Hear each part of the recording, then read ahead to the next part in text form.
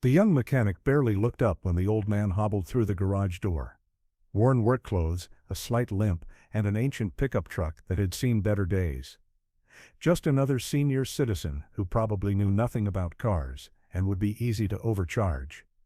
"What can we do for you, Pops?" Jake called out, wiping grease off his hands with a rag. His tone carried that particular blend of fake politeness and condescension reserved for customers he assumed wouldn't know the difference between an alternator and a carburetor. "Engine's running rough," the old man said quietly, handing over keys to a 1987 Ford F-150. "Thought you might take a look." Jake exchanged a knowing glance with his coworker Marcus. This was going to be easy money. What they didn't know was that this quiet 73-year-old man had once test-flown experimental aircraft at speeds that would make their heads spin. Chief Warrant Officer Danny Sullivan had pushed machines to their absolute limits in ways these young mechanics couldn't imagine, but to them he just looked like another easy target. Welcome to Silent Heroes Stories. Before we continue this incredible story of deception, discovery, and what happens when someone tries to cheat the wrong old man, tell me in the comments what city you're watching from today. And if you believe stories of quiet expertise and hidden knowledge deserve respect, hit that subscribe button. These silent masters walk among us every single day. Sullivan's Auto Repair had been a fixture on East Colfax Avenue in Denver for over 15 years. The shop occupied a converted gas station, complete with 2 hydraulic lifts, diagnostic equipment, and enough tools to handle most automotive problems. Owner Mike Sullivan, no relation to Danny despite the shared surname, ran a generally honest business. But his 2 newest employees had developed some questionable practices when it came to elderly customers. Jake Morrison, 24, and Marcus Torres, 26, had both graduated from automotive technical school and considered themselves experts on modern vehicles. They'd fallen into the habit of assuming that older customers, particularly elderly men driving older trucks, were easy marks for unnecessary repairs and inflated labor charges. It was 2:30 p.m. on a Tuesday when Danny Sullivan pulled his weathered F-150 into the garage bay. The truck was clearly well maintained despite its age, but its appearance suggested an owner who might not have the technical knowledge to question a mechanic's recommendations. Danny had been driving this particular truck for 12 years. He'd bought it used and had been maintaining it himself until recently, when arthritis in his hands had made some repairs more difficult. The engine had developed a slight miss under acceleration, and he suspected a fuel injector issue, a relatively simple and inexpensive repair. Jake emerged from under the hood of a Honda Civic and immediately sized up the new customer. Elderly man, old truck, work clothes that suggested blue-collar background. In Jake's experience, these customers rarely questioned estimates and often agreed to additional preventive work. "What seems to be the problem?" Jake asked, already planning his approach. "Engine's got a slight miss when I accelerate," Danny said. "Started about a week ago. Seems to be getting worse." Jake nodded sagely, as if this simple description revealed deep automotive mystery. "Well, that could be any number of things. These older trucks, they develop problems. We'll need to run a full diagnostic, check the entire fuel system, probably look at the ignition components too." Marcus joined the conversation, playing his usual role as the technical expert who would justify whatever inflated estimate they were about to provide. "Yeah," Marcus added, "on these 87s, you're looking at potential issues with the fuel pump, injectors, ignition coils, spark plugs, maybe even the ECM. Could be expensive." Danny listened quietly. He knew exactly what was wrong with his truck, and he knew these young men were already planning to take advantage of what they perceived as his ignorance. He'd encountered this attitude before, people who assumed that age meant incompetence, particularly when it came to technical subjects. "How much are we talking about for the diagnostic?" Danny asked. "Well, the computer diagnostic is $150. Jake said, "but that's just to identify the problems. Depending on what we find, you could be looking at anywhere from $800 to $15. And how long would that take?" "Probably need to keep it overnight," Marcus said, "maybe longer if we have to order parts." This was their standard approach: create urgency, inflate the scope of potential problems, and make the customer feel dependent on their expertise. Most elderly customers, faced with the complexity of modern automotive systems, simply agreed to whatever the mechanics recommended. But Danny wasn't most customers. "Before we do that," Danny said calmly, "mind if I take a look under the hood myself?" Jake and Marcus exchanged another glance. This was unusual. Most customers, especially older ones, were intimidated by the complexity of modern engines. "Well, sure," Jake said, with barely concealed condescension, "but these fuel injection systems are pretty complicated. It's not like the old carbureted engines." Danny smiled slightly. "I'll try to keep up." He popped the hood and immediately began examining the engine with a systematic approach that surprised both mechanics. His hands moved with practiced precision, checking connections, listening to the engine's rhythm, and identifying components with the confidence of someone who truly understood automotive systems. "When did you last replace the fuel filter?" Danny asked. Well, that would be in our maintenance records," Jake said, caught off guard by the technical question. "What about the PCV valve?" Marcus frowned. "Look, Mr.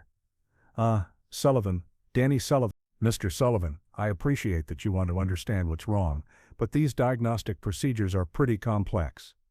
It's really better to let us handle it." Danny continued his examination, now focused on the fuel rail and injector connections. After about 5 minutes, he straightened up and looked at both mechanics. "It's the number 3 fuel injector," he said matter-of-factly, "probably clogged or partially stuck. The electrical connection looks fine, so it's likely just needs cleaning or replacement." Jake laughed. "Sir, with respect, fuel injector problems require specialized diagnostic equipment to identify. You can't just look at an engine, and the miss is most pronounced at about 2,000 RPM under load." Danny continued, ignoring the interruption. "Classic symptoms of a partially blocked injector in the number 3 cylinder. You can hear it in the engine's timing if you know what to listen for." Now both mechanics were annoyed. This old man was interfering with what should have been a straightforward overcharge situation. "Look, Miss Sullivan," Marcus said with forced patience, "I appreciate that you might have worked on cars back in the day, but modern fuel injection systems are computer-controlled. The days of diagnosing problems by ear are long gone." That's when shop owner Mike Sullivan walked out of his office, having overheard the conversation. Mike was 52 years old, a master mechanic with 30 years of experience, and he'd learned to recognize the difference between customers who pretended to know about cars and those who actually did. "What's the discussion about?" Mike asked. "Customer thinks he can diagnose fuel injector problems just by listening to the engine," Jake said with a smirk. Mike looked at Danny more carefully. There was something about the older man's approach to examining the engine, systematic, confident, knowledgeable, that suggested real expertise. "You have automotive experience, Mr. Sullivan?" Mike asked. "Some," Danny said modestly. "Mostly aircraft engines, but the principles are similar." "Aircraft?" Mike's interest was piqued. "What kind of aircraft work?" "I was a test pilot for the Air Force. Flew experimental aircraft for about 25 years. The garage went quiet. Jake and Marcus suddenly realized this conversation had taken an unexpected turn. Mike's eyes widened. "Test pilot? What kind of experimental aircraft?" "Various programs. Started with the F-15 development, later worked on stealth technology programs. Spent a lot of time at Edwards Air Force Base in Nellis." "Holy shit," Marcus whispered, then caught himself. "I mean, sorry, that's incredible." Mike turned to his employees with barely concealed irritation. "Gentlemen, test pilots don't just fly aircraft, they understand every system, every component, every possible failure mode. They troubleshoot mechanical problems at 40,000 feet when failure means death." Danny smiled quietly. "Fuel injection systems on aircraft are considerably more complex than automotive applications. When you're flying a prototype that costs $200 million and there's no manual because you're writing it, you learn to diagnose problems quickly and accurate." Jake's face was red with embarrassment. "Sir, we didn't realize. How would you?" Danny said without malice. "You saw an old man with an old truck and made assumptions." "It happens." Mike stepped closer to examine the engine himself. "You really think it's the number 3 injector?" "I'm confident. The miss pattern, the frequency, the way it responds to throttle input, it's textbook partial injector blockage. Probably needs cleaning or replacement, depending on the condition." Mike connected a diagnostic scanner to the truck's computer system. Within minutes, the results confirmed exactly what Danny had predicted. Cylinder number 3 was showing lean fuel mixture and reduced performance. "I'll be damned," Mike muttered. "You nailed it. Fuel injector cleaning kit costs about $12. Danny's labor should be maybe an hour. If cleaning doesn't work, a new injector is about $60. Mike turned to Jake and Marcus, his expression serious. "Gentlemen, this customer just diagnosed in 5 minutes what you were planning to charge $150 to identify, and he's absolutely correct. Care to explain why you were talking about $1,500 in repairs?" Both young mechanics looked mortified. Marcus spoke first. We thought it might be multiple systems." "You thought you could take advantage of an elderly customer," Mike said bluntly. "That's what you Danny raised a hand diplomatically. "Look, they're young. They made assumptions based on appearances. We all do it sometimes." "But sir," Jake said, "how were we supposed to know you were a test pilot? You never mentioned it." "Should I have to?" Danny asked gently. "Should I need to prove my credentials to receive honest service?" The question hung in the air, highlighting the fundamental issue. These young men had judged Danny's knowledge and trustworthiness based entirely on his age and appearance. Mike began working on the fuel injector, and within 45 minutes had confirmed that cleaning resolved the problem completely. The total cost $35 for labor and cleaning solution. As Mike prepared the invoice, Danny's phone rang. The caller ID showed Edwards AFB, Flight Test Center. "Excuse me," Danny said, answering the call. "Sullivan here." The conversation that followed provided another revelation. "Yes, I can review the flight test data. The instability at Mach 2.1 suggests control surface flutter." "No, I can't be there tomorrow. I'm having my truck serviced. Thursday would work." "Yes, send the telemetry data to my secure email." When he hung up, Mike stared at him. "You're still consulting for Edwards Air Force Base?" "Occasionally," Danny said. "Some of the younger test pilots run into problems with aircraft I help develop. The Air Force asks me to review flight data when they can't figure out what's causing performance issues." Jake found his voice. "Sir, you're still working with military aircraft?" "Part-time, mostly troubleshooting problems on planes that are older than you are." Danny smiled. "Same principle applies whether it's a fuel injector on a pickup truck or a turbofan engine on an F-22. You listen, you observe, you apply experience and logic." Marcus shook his head in amazement. "We totally misjudged you. I'm really sorry, don't apologize to me," Danny said. "Learn from it. Next time you see an older customer, remember that they might know more than you assume. Age often comes with experience, and experience is valuable." Mike handed over the invoice. "Mr. Sullivan, there's no charge for this "That's not necessary." "It is absolutely necessary," Mike insisted. "My employees were planning to overcharge you based on assumptions about your knowledge and capabilities. This one's on the house, and I guarantee it won't happen again." He turned to Jake and Marcus. "Gentlemen, you'll both be attending customer service training next week, and from now on, every diagnostic starts with listening to the customer's description and taking it seriously, regardless of their age or appearance." As Danny prepared to leave, a young woman entered the shop with car trouble. Mike watched carefully as Jake approached her, noting the respectful tone and careful attention to her description of the problem. "Mr. Sullivan," Mike called out, "would you mind if I asked you a favor?" "What's that?" "Would you consider stopping by occasionally?